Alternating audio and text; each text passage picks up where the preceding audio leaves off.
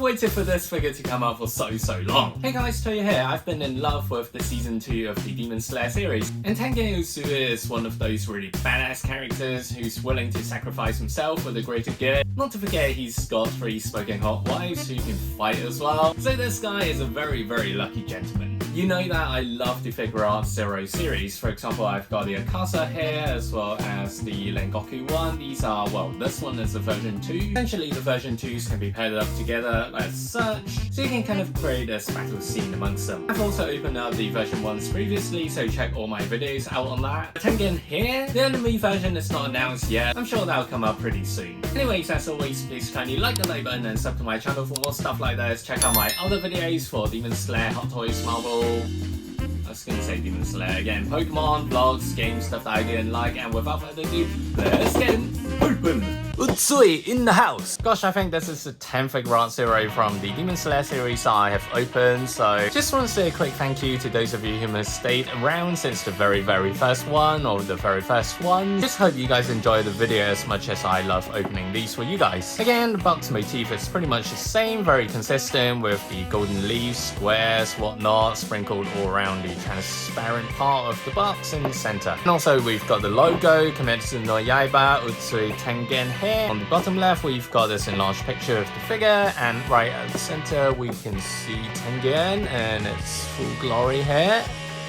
On the right hand side, as usual, not a lot going on other than showing the side of the figure. And on the back, we've got the different postures as well as the different views, i.e. the back, as well as the close-up on the sword, as well as the one with the very cool effect on the background with the entertainment district. On the other side, as usual, what I call the boring side, there's just a small window looking into the figure from the left-hand side. Similar to the Rengoku and the Akasa ones, at the bottom you can see this enlarged picture of Uzui, which is really cool, and it just doesn't waste the space for the box. And at the top, again, as usual, very simplistic, Figuarts Zero, Tengen Uzui. And you know the drill, it's cutter time!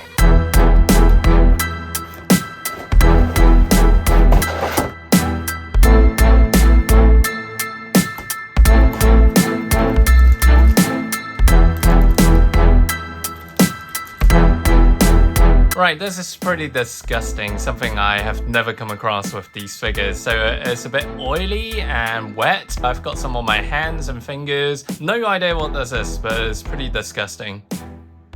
Seriously, what is this? Okay, let me clean this. Got no idea why it's like this. It's so disgusting.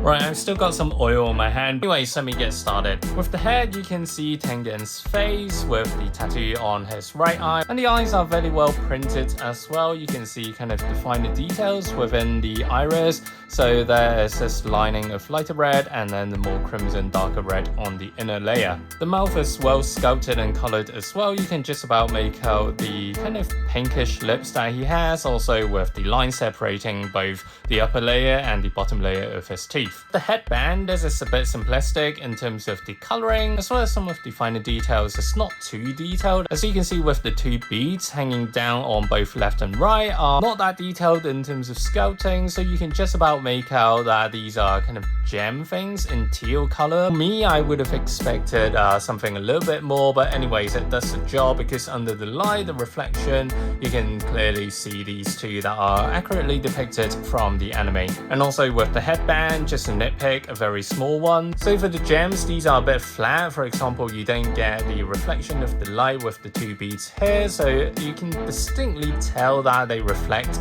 off because they are gems, but on the top, these are just like blobs. Moving on with the hair, and I think the hair sculpt is pretty good overall. As you can see, there is no smudges, no damages, no nothing, and all the way to the bottom as well, which is nice. Ear sculpt, you can kind of see his earrings as well. 2 earrings here painted in gold. Earlobes are well sculpted, and also with the ear, similar in terms of having 2 earrings, as well as the earlobes are well sculpted again. Moving on, we've got the chunky biceps of hers, of course, one of the signature mark of Uzui. In terms of coloring, you can just about make out some of the gradient and the darker tone within the muscles, so essentially where these lines are, so that's pretty great. And also you can see some of the lighter veins that he has, which is pretty neat, pretty detailed. He's got these big gold rings, also comes with these squiggly lines or patterns if you will, and also there are these smaller ones where his hands are. Moving on to this glove of his, in general on the right hand side the paint is good, however on the left hand side you can see some of the paint going overboard right where his hand is, so that's a no-no. So on the back of the hand you get this part where it joins on the third finger of his. Also the nails are colored nicely in terms of having green, crimson red, green and so forth. The other arm, I think the job is done well in terms of paint job, the sculpting, the veins, everything's going on well. Next up for his weapons, we can see the kanji clearly, well printed. For the weapon themselves, you can see the different color gradient parts, starting with the right hand side with the charcoal, moving on to the bronze and silver color at the edge here on the left. However, there are some scratches here and there,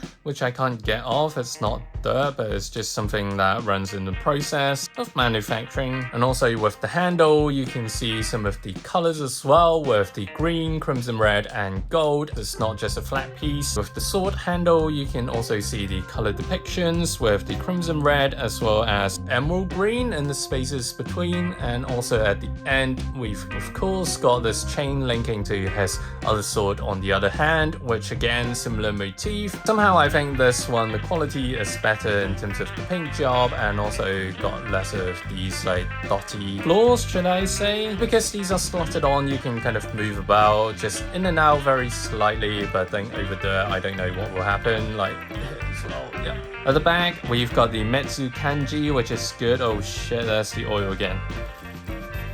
Again, the Metsu kanji is well done, but some parts are thinly painted, for example here. Also because of these kind of bandages things, it really gives that movement, that gesture of his moving across, which I think is a pretty cool effect. With belt, white belt, nothing special, and also you can see some of the sculpting, the silver buckle as usual. Trousers wise, we can see a lot of creases here at the bottom, and also on the side of this thigh we can see a little bit of green or teal to give it that extra shine, because it's just black, you don't really see anything.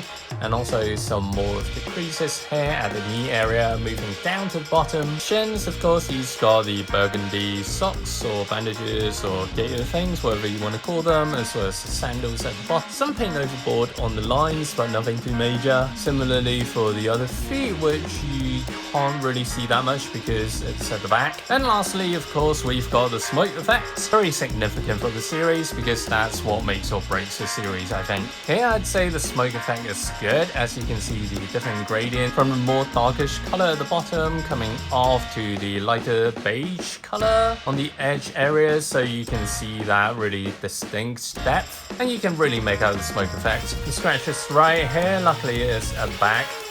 And also moving across, you can see more of the smoke sculpting, which is nice. On the whole, it's pretty simplistic, and at the center, you can see this is where the smoke is coming off from, which I think is good, but not great. We've definitely seen the better ones from the Akasa figure.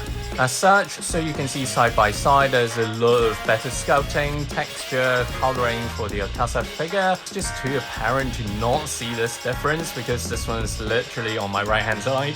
Do check that video out as well because I think the Akasa figure is a really great figure.